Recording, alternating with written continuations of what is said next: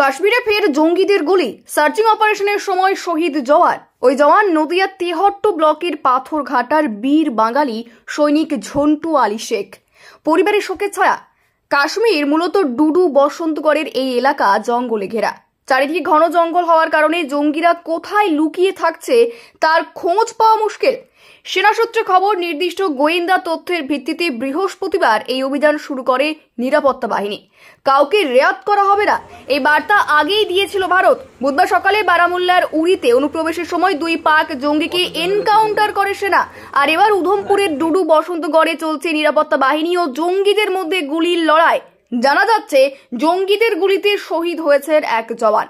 প্রাথমিক তথ্য অনুযায়ী ওই এলাকায় কমপক্ষে 2 জঙ্গি লুকিয়ে রয়েছে বলে জানতে পারেন গোয়েন্দারা। এরপর আজ সার্চ অপারেশন চলাকালীন জঙ্গিরা গুলি চালাতে শুরু করে। সেই সময় পাল্টা প্রত্যাঘাত করতে শুরু করে নিরাপত্তা বাহিনী। গোটা এলাকা ঘিরে নিয়েছে নিরাপত্তা বাহিনীর আধিকারিকরা। জানা যাচ্ছে এক জঙ্গিকে এনকাউন্টার করা হয়েছে, তবে এখনো আরো জঙ্গি লুকিয়ে রয়েছে বলে জানা যাচ্ছে গুলির লড়াইয়ে শহীদ হয়েছেন এক জওয়ান, যার জেরে উপত্যকা জুড়ে চলছে চিরুনি তল্লাশি। বস্তুত কাশ্মীরের পহেলগাঁওয়ে 26 জন পর্যটককে নির্মমভাবে গুলি করে খুনের ঘটনার পর থেকে জঙ্গি খতমে নেমেছে সেনা। লাগাতার সেনা জঙ্গির গুলির লড়াই চলছে সেখানে।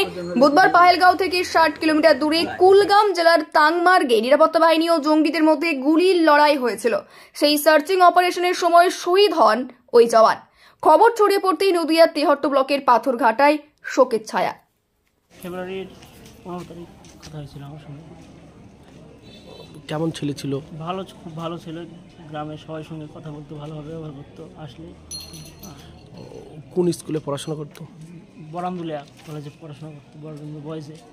আচ্ছা, পড়তে পড়তে কি চাকরি পেয়েছিল? হ্যাঁ, পড়তে পড়তে চাকরি পেয়েছিল। ওর পরিবারে কেউ চাকরি করে? পরিবারে বড় দাদা চাকরি করে আর্মিতে। তাকে কি অনুসরণ করে আর্মিতে? হ্যাঁ, আর্মিতে জয়েন করে।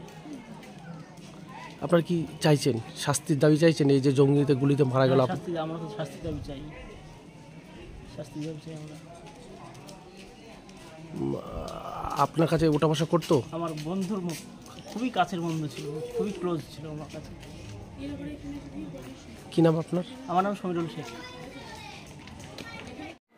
দাদা, কাশ্মীরে যে শহীদ হয়েছে, হ্যাঁ, ওনার অরিজিনাল নাম কি? ওনার ঝন্টু শেখ নাম। ঝন্টু শেখ। হ্যাঁ। বয়স কিরকম হবে ওনার? ও 36 বছর এরকম হবে।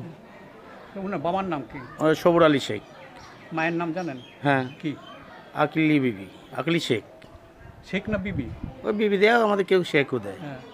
আপনি বিয়ে থা করেছেন? কে? ওই ঝন্টু? হ্যাঁ হ্যাঁ হ্যাঁ। কটা বাচ্চা? একটা ছেলে একটা মেয়ে। ওনার এখন কোথায় থাকে? ও আগ্রাতে থাকে ফ্যামিলি, আর পোস্টিং কাশ্মীরে।